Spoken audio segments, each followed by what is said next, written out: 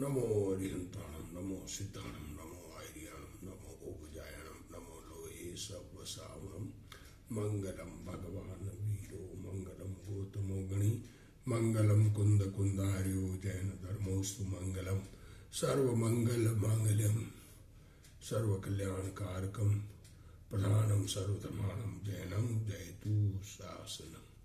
नमो हूँ तीर्थनायक ने नमो ओंकार नाद ने ओंकार संगरियो जैने नमो ते कुंद कुंद ने अहो उपकार जिनवरनो कुंदनो ध्वनि दिव्यनो जिन कुंद ध्वनि आप्या अहो ते गुरु कहाननु। मंगलमय मंगल करण वीतराग विज्ञान नमो ताहि जाते भय अरहंतादि महान करि मंगल करियो महाग्रंथ करण को काज जाते मिले समाज सब पावे निज पद राज। मोक्ष मार्ग प्रकाशक का स्वाध्याय चल रहा है। पंच परमेष्टि को नमस्कार किया मंगलाचरण में, पंच परमेष्टि को नमस्कार किया तो उनका स्वरूप का विचार कर रहे हैं, क्योंकि स्वरूप का विचार करने पर, स्वरूप समझ में आने पर विशेष फलदायी होता है, ऐसा ग्रंथकार कहते हैं। गुरुदेव श्री के प्रवचन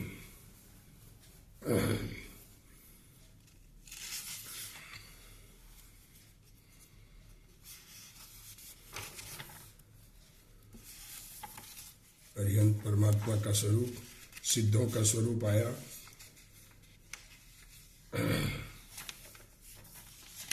अब आचार्य उपाध्याय और साधु के स्वरूप की चर्चा चल रही थी, उसमें देखो क्या कह रहे हैं।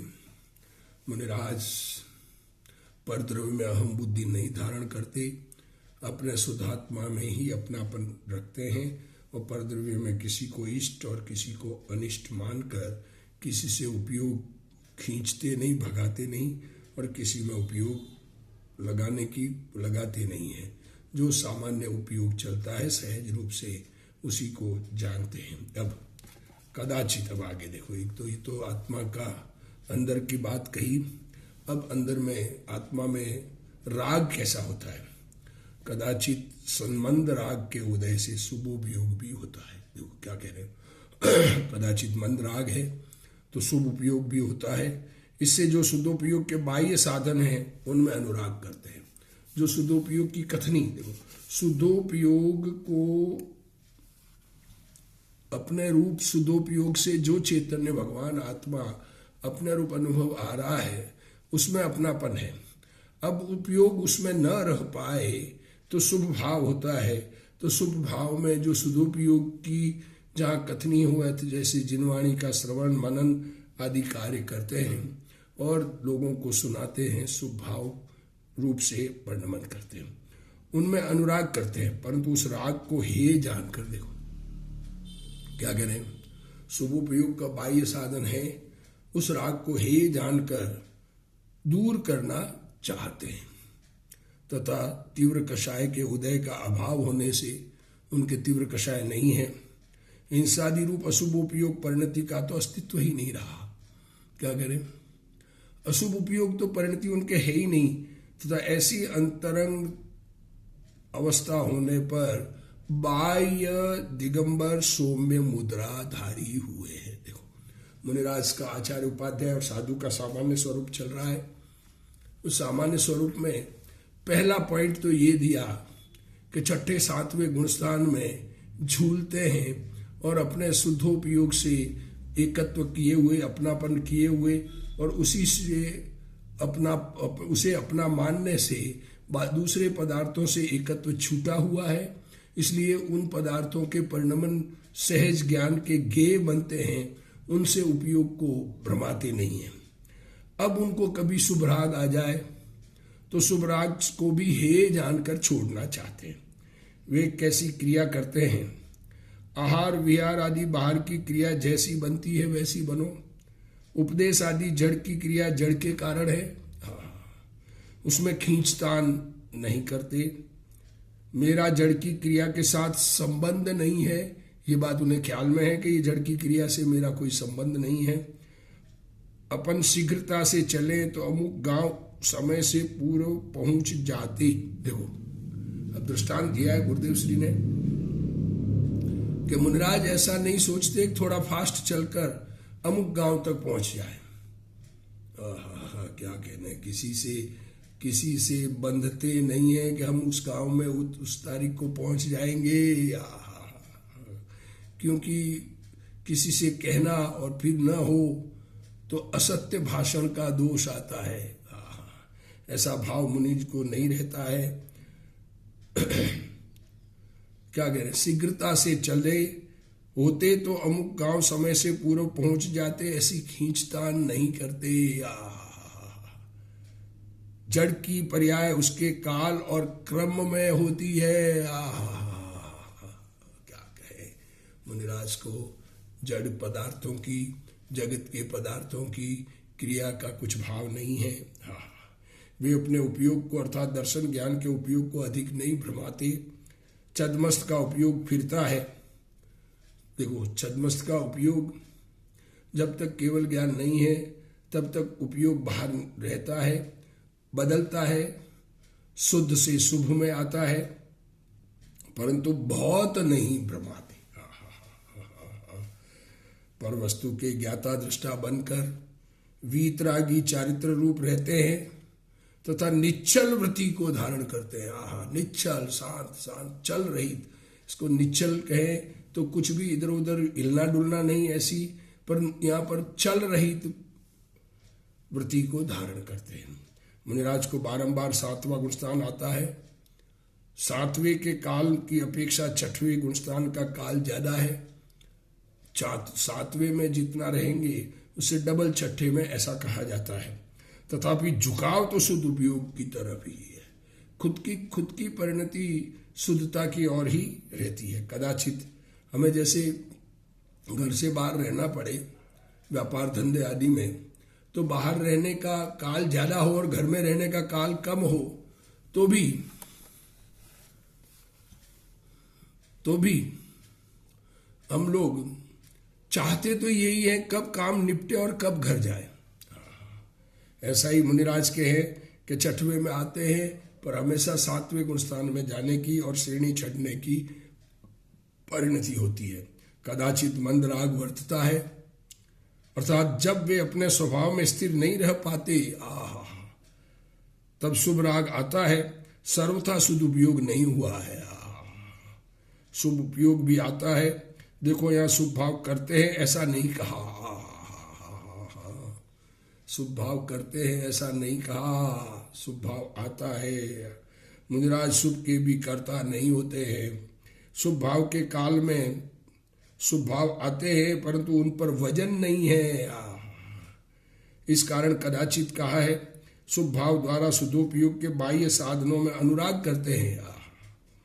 यद्यपि उनका लक्ष्य देव शास्त्र गुरु की तरफ जाता है परंतु वे उस भक्ति के राग को देव शास्त्र गुरु की तरफ जाता है।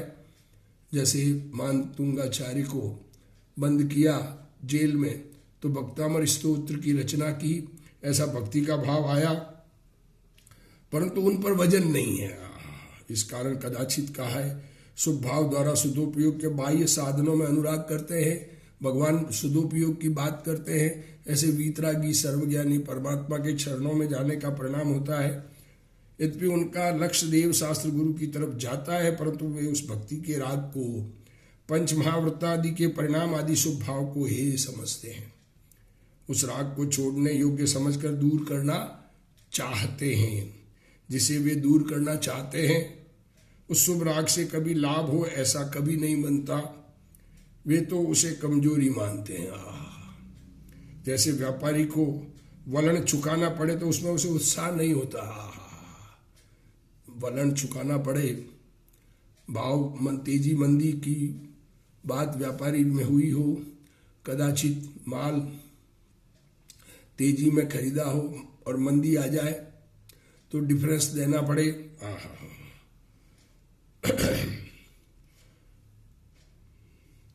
वैसे ही मुनिराज को शुभ भाव में उत्साह नहीं होता।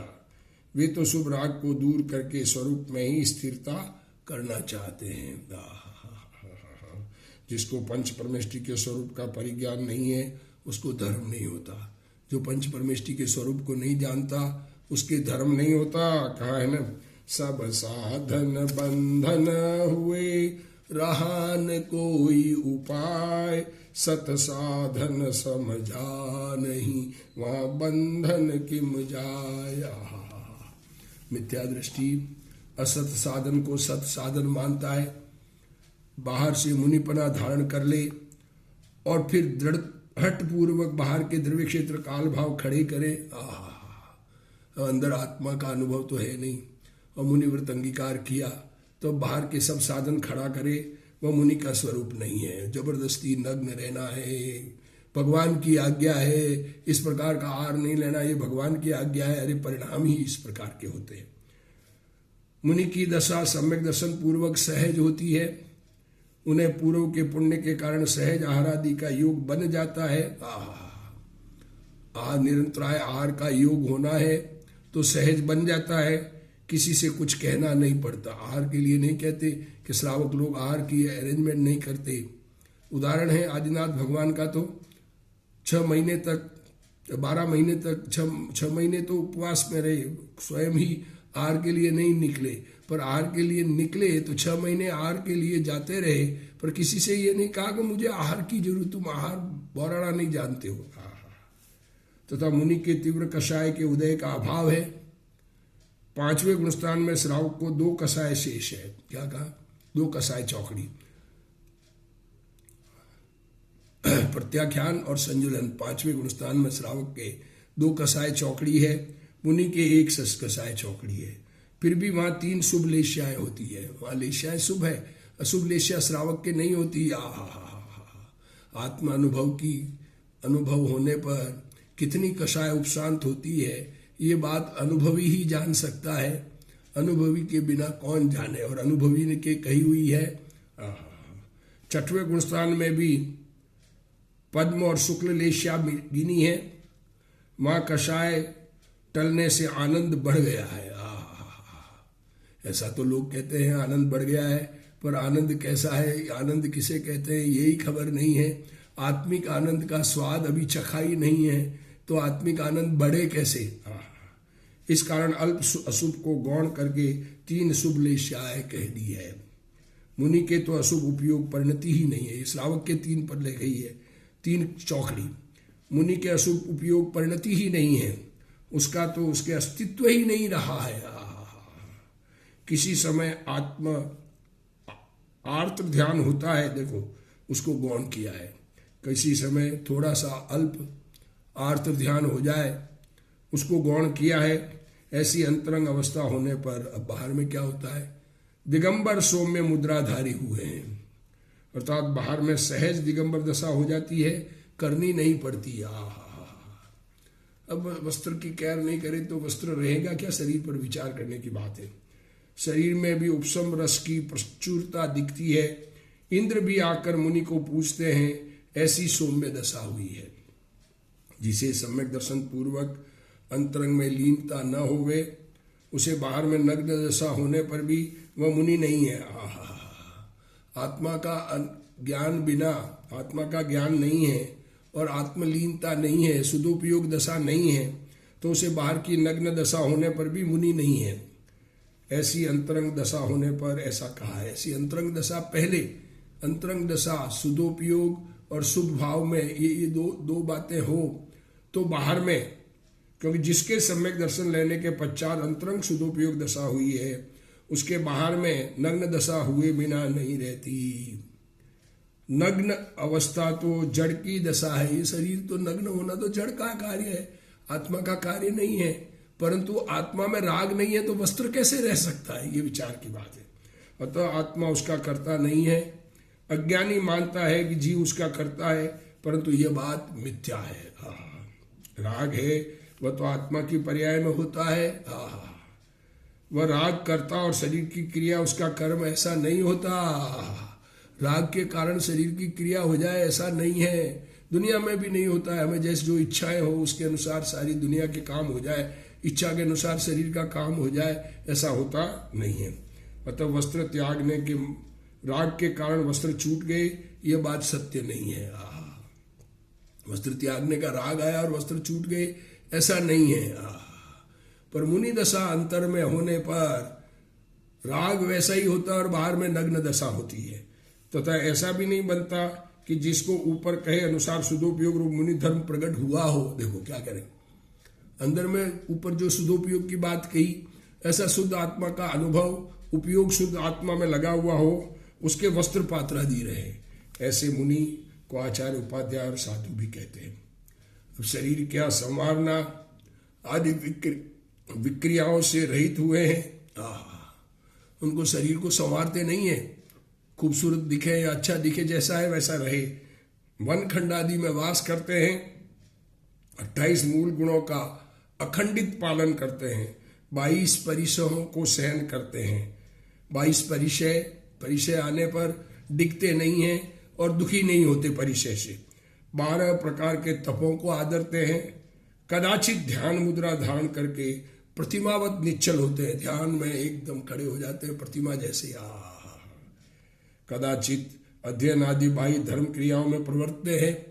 कदाचित मुनि धर्म के सहकारी शरीर की स्थिति के लिए तो योग्य आहार विहार आदि क्रियाओं में सावधान होते हैं। देखो, बाहर में नग्नपना हो परंतु अंतरंग में सम्यक दर्शन न होवे तो हठ से धारण की हुई नग्न दशा को मुनि धर्म नहीं कहते। तथा मुनि के शरीर, हाथ पैर मुंह आदि धोने की क्रिया नहीं होती। मुनिराज नहाते हो, शरीर को धोते हो, कपड़े तो है ही नहीं और शरीर को धोवे, शरीर का श्रृंगार करे, ऐसी क्रियाएं नहीं होती। वे शरीर विक्रिया से रहित हुए हैं। इसमें अपवाद मानकर कोई वस्त्रादि सही भी मुनिपना मान ले तो वह मुनिपने को नहीं समझता। कि अपवाद रूप से वस्त्र रख लिए किसी के, तो वस्त्र रख ले और वस्त्रधारी को मुनि माने तो मुनिपने का स्वरूप समझ में नहीं आया।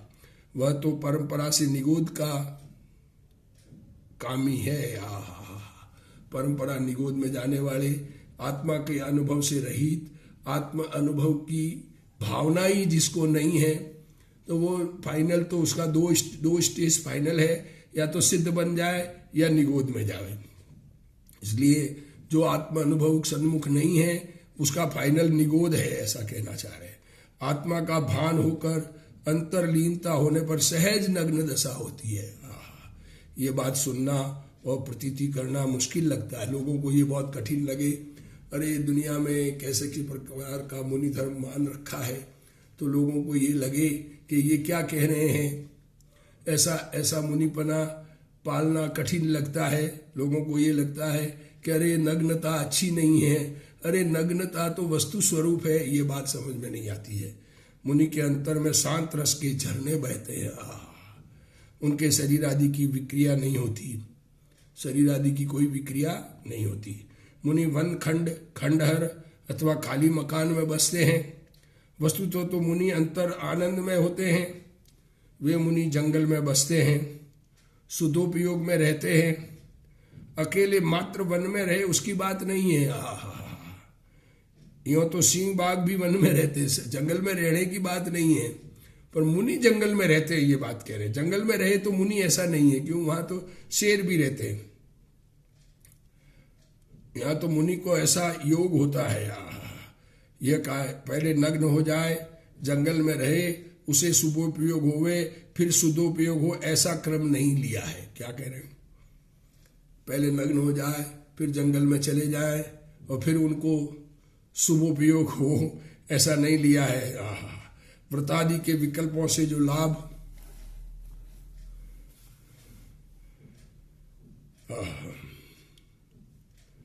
क्या कह रहे हैं, समझे बिना मुनिपना लेना तो बालक द्वारा विवाह के लिए हाँ करने जैसा है। क्या कह रहे हैं, व्रतादि के विकल्पों से लाभ, शुद्धोपयोग के बिना तो मुनिपना होता ही नहीं। जिनको सम्यक दर्शन व निर्विकल्प अनुभव हुआ है, व्रतादि के विकल्पों से जो लाभ नहीं मानते, ऐसे मुनियों की बात की है। तीनों कालों में मुनि संतों की ऐसी ही दशा होती है। इससे विरुद्ध कहने वाले देव शास्त्र गुरु सच्चे नहीं होते। समझे बिना मुनि बना लेना तो बालक द्वारा विवाह कर लिया हाँ करने जैसा है। क्या बच्चा विवाह के लिए हाँ करता है ना, शादी करोगे हाँ, ऐसा कहते हैं बच्चों को, अपन कहते हैं तो वो ऐसा ही कहते हैं। कोई व्यक्ति बालक से पूछे कि तुझे विवाह करना है तो उल्लास में आकर वह हाँ कर लेता है, परंतु वह विवाह का मतलब समझता नहीं है। उसी प्रकार समझे बिना उल्लास में आकर मुनिपना धारण करने से कुछ लाभ नहीं होता। मुनिराज शुभ उपयोग के समय अखंड रूप से 28 मूल गुणों का पालन करते हैं। 5 महाव्रत अहिंसा, सत्य, अचौर्य, ब्रह्मचर्य और अपरिग्रह। 5 समिति या भाषा, येषणा, आदान, निक्षेपण और प्रतिष्ठापन। 5 इंद्रिय निरोध, 5 इंद्रियों को से ज्ञान की जिज्ञासा खत्म। 7 6 आवश्यक और केश लोच, स्नान त्याग, नग्नता, अदंत धोवन, भूमि शयन, खड़े खड़े भोजन और एक बार भोजन, ये 28 मूल गुण है। यह निश्चय सहित व्यवहार की बात है, आत्मा अनुभव सहित व्यवहार की बात है। जिसका निश्चय सच्चा नहीं है उसका व्यवहार भी मिथ्या है। मुनिराज अपने लिए बनाया गया आहार अथवा बेचने के लिए लाई गई वस्तु नहीं लेते। मुनिराज के लिए कोई आहार बनावे और वो मुनिराज को आहार दान करे तो मुनिराज आहार दान नहीं लेते हैं, और कोई बेचने के लिए आवे तो खरीद कर ले ले, ऐसा भी नहीं है। उन्हें अंदर में शुद्ध परिणति है, उनको तो भक्ति पूर्वक श्रावक आहार देता है उसको लेते हैं। और फिर शुभ राग के समय 28 मूल गुणों का अखंडित पालन करते हैं। ऐसे मूल गुणों का अखंडित पालन नहीं करने वाला तो व्यवहार से भी द्रव्यलिंगी नहीं कहलाता। तथा कदाचित 28 मूल गुण पाले तो भी यथार्थ भान बिना मुनिपना नहीं होता। तथा 22 परिसरों को सहन करते हैं, 12 प्रकार के तप को आदरते हैं। कदाचित आनंद कंद निर्विकल्प आत्मा को ध्याकर जिन प्रतिमावंत होकर आनंद का अनुभव करते हैं। परिचय माने दुख सहना नहीं है। परिचय सहन करना मीन्स दुख सहन करना ये नहीं है। दुख सहन करना वह परिचय नहीं है। स्त्री आदि अनुकूल संयोग हो अथवा शरीर में पीड़ा आदि प्रतिकूल संयोग हो तो भी वे उस तरफ लक्ष्य नहीं करते। दर्शन ज्ञान चारित्र में से नहीं निकल खिसकते। शास्त्र में कहा है कि मार्ग अछेवन निर्जरार्थ, अर्थात मोक्ष मार्ग से च्युत नहीं होने के लिए और निर्जरा के लिए परिचय जय है। मुनिराज शुद्धता में आगे बढ़ते हैं। अज्ञानी मानते हैं कि प्रतिकूलता के समय कषाय हो तो उन्हें जीतना परिचय जय है। कषाय हो तो कषाय को जीतना परिचय। अरे परिचय से आकुल व्याकुल नहीं होना उसका नाम परिचय जय है। स्त्री के प्रति राग होवे उसे दूसरे समय जीतना वह परिचय जय नहीं, परंतु ऐसे निमित्तों के समय रागादि की उत्पत्ति न होने देना वह परिचय जय है। भूख प्यास लगने पर पीड़ा हो उसे दूसरे समय जीतना वह परिचय जय नहीं है, बल्कि ऐसे प्रसंगों में आत्मा के स्वभाव में रहकर अरुचि भाव नहीं होने देने को परिचय जय कहते हैं। मिथ्या दृष्टि को परिचय जय नहीं होता, वह तो स्वयं परिचयों द्वारा जीता गया है। परिचय उसको दुखी हो जाता है। परिचय आने पर अरे मुनि पड़ा ले लिया, वैसा ऐसा उदय क्या कैसे भोगना पड़ेगा ऐसा। शरीर में ताप होने पर अज्ञानी कहता है कि हमने बहुत सहन किया है, बुखार आवे तो हमने बहुत, परंतु वास्तव में तो आत्मा आनंद कंद है। ऐसे भान पूर्वक प्रतिकूल संयोग के समय अस्थिरता न होने देना और स्थिरता करना परिचय जय है। 6वें गुणस्थान तक 7 भय होते हैं। 6वें गुणस्थान तक भय की थोड़ा भय प्रकृति का उदय होता है। वैसे तो सम्यक दृष्टि भी निर्भय होता है। 7वें से 12वें तक ध्यान अवस्था है। 7वें से 12वें तक तो ध्यान अवस्था है। केवली भगवान के किंचित असाता का उदय वर्तता है। इससे परिचय कहा है, वहां तो निमित्त का लक्ष्य भी नहीं है। परिचय कहा है पर परिचय होता नहीं है, बाहर में उदय है, ऐसा है। मुनिराज का तो थोड़ा लक्ष्य जाता है। रोग आने पर आर्त ध्यान हो जावे और दूसरे समय उसे टाले, वह परिचय जय नहीं है। वस्तुतः आत्मा के भान बिना परिचय जय नहीं होता। पहले समय राग हो वह दूसरे समय तो टल ही जाता है, उसे क्या जीतना। देखो राग हो तो वो दूसरे समय मिट जाता है, उसको जीतना क्या है। राग होवे ही नहीं, ये परिचय जय है। परंतु आत्मा के भान द्वारा अरुचि द्वेष नहीं होने देना ही परिचय जय है। हट से परिचय सहन करे उसे धर्म तो नहीं परंतु पुण्य भी नहीं होता। उसके तो अकेला अशुभ भाव होता है। जिन्हें आत्मा के भान पूर्वक सदुपयोग हुआ है उन्हें परिचय के समय उस तरह का विकल्प भी नहीं उठता, वह परिचय जय है। मुनिराज कदाचित बाह्य अध्ययन आदि करते हैं, जब सदुपयोग से हटते हैं तब शास्त्र वांचन आदि करते हैं। सदुपयोग से शुभ में आवे तो शास्त्र पढ़ना आदि करते हैं। किसी समय मुनि धर्म की सहकारी शरीर की स्थिति के अर्थ योग्य आहार विहार आदि क्रियाओं में सावधान होते हैं। अज्ञानी पूछता है सदुपयोगी मुनि ऐसा शुभ उपयोग क्यों करते हैं? सदुपयोगी है तो ऐसा शुभ उपयोग क्यों करते हैं? परंतु भाई रागी जीव ध्यान में संपूर्ण रूप से नहीं रह सकता, एकाग्र ध्यान में कंटिन्यू नहीं रह सकता। अतः राग की भूमिका में शुभ राग आ जाता है परंतु उसे उपादेय नहीं मानते। ऐसे जो वीतरागी संत है उन सब की तीनों काल ऐसी ही अवस्था होती है। ऐसी अवस्था नहीं होने वाले को मुनि नहीं कहा जा सकता। जैन मुनि का स्वरूप कहने में सर्व मुनि अर्थात जैन दर्शन के सभी मुनि आ जाते हैं।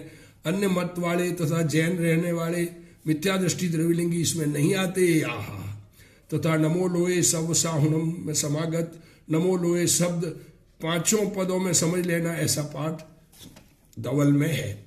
जैन मुनि को अंतर में वीतरागता हुई है, वे महाव्रत के राग की हे मानते हैं। ऐसी दशा वालों को बाह्य में नग्न दशा होती है। स्थविर कल्पी के वस्त्र होते हैं और जिन कल्पी के वस्त्र, ऐसा भेद नहीं है। दोनों नग्न दशा वाले ही होते हैं। जिनके अंतर में सदुपयोग होता है उन्हें आचार्य उपाध्याय और साधु कहते हैं। सदुपयोग अंतर में है तो आचार्य उपाध्याय और साधु है। चाहे जो हो अर्थात युवा हो, वृद्ध हो, बालक हो, किसी को आहार का विकल्प होता है, किसी को शास्त्र का विकल्प होता है, किसी को उपदेश का विकल्प होता है इत्यादि। इस प्रकार सबका अर्थ समझना। इसमें 6वें 7वें गुणस्थान वाले आ जाते हैं। जो अनंत बार 9वें गृह गया और जिसने बहुत बार सदुपयोग किया यह उसकी बात नहीं है। द्रविलिंग धार अनंत बार गृह उपजायो, उसकी बात यह नहीं है। परंतु सम्यक दर्शन पूर्वक शुभ भाव वालों की बात है। जिन्हें आत्मा के अनुभव पूर्वक वीतरागता हो उनकी बात है। अनंत में सभी केवल ज्ञानी आ जाते हैं। अनंत कहने पर सभी केवल ज्ञानी आ जाते हैं। केवल ज्ञानी हो, तीर्थंकर हो, कोई विहार में हो, कोई समुद्घात करने वाले हो, वे सर्व आ जाते हैं। ऐसे मुनियों का स्वरूप कहा। अब आचार्य उपाध्याय और साधु का विशेष स्वरूप और कहेंगे, उसका स्वाध्याय हम अगले स्वाध्याय में करेंगे।